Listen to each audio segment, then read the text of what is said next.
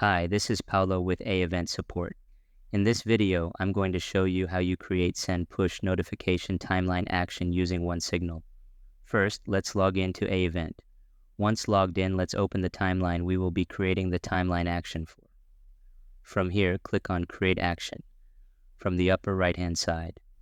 These are the things we need to set up for this timeline action. When the action will be triggered, our target audience, and what action we will be triggering.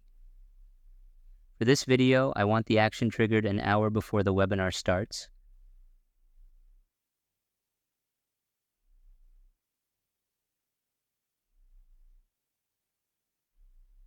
We will be targeting registrants. From here, let's select OneSignal, then select Send Push Notification.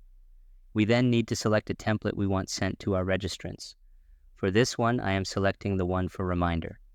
Once you are satisfied with everything, click on Create at the bottom.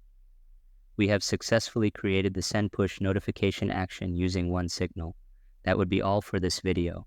If you have any questions, don't hesitate to reach out to support. If you like this video, please comment below, give it a thumbs up, and subscribe to the channel to get notified when we add more videos. Thank you for watching.